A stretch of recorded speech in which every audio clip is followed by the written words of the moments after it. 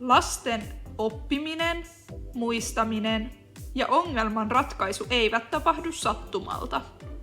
Niitä ohjaavat muististrategiat ja vielä tärkeämmin metakognitio, tietoisuus omasta ajattelusta.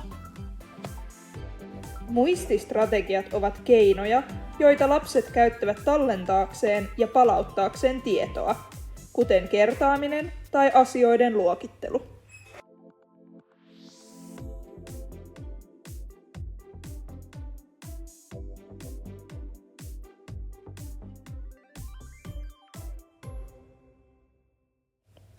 Mutta strategiat toimivat kunnolla vasta, kun lapsi ymmärtää, milloin ja miksi niitä kannattaa käyttää. Tämä on metakognitiota, kykyä arvioida omaa muistamista, tarkkaavaisuutta ja ongelmanratkaisua.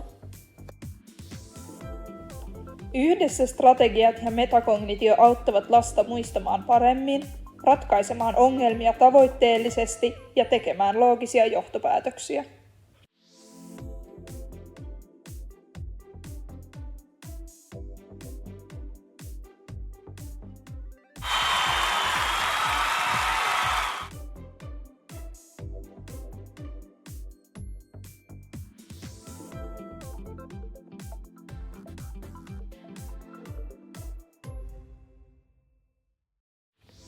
Kulttuuri vaikuttaa siihen, mitä kannattaa muistaa ja miten.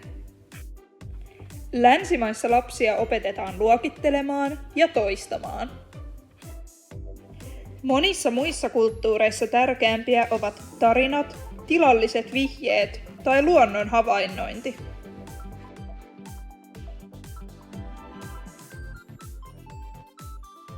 Myös lapsen oma tietopohja ohjaa muistamista. Tutut asiat muistetaan helpommin.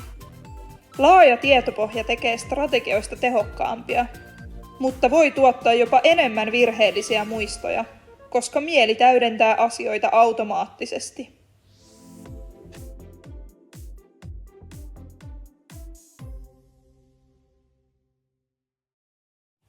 Lapsen kasvaessa strategiat muuttuvat tehokkaammiksi ja joustavammiksi.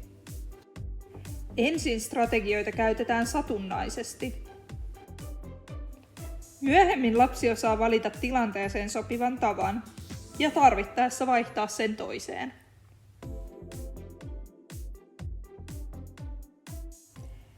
Tämä kehitys tekee lapsen ajattelusta itsenäisempää. Kun strategiat ja metakognitio kehittyvät, lapsi ei enää odota ohjeita, vaan osaa itse suunnitella, arvioida ja korjata toimintaansa. Se on pohja kaikelle oppimiselle ja myös tieteelliselle päättelylle.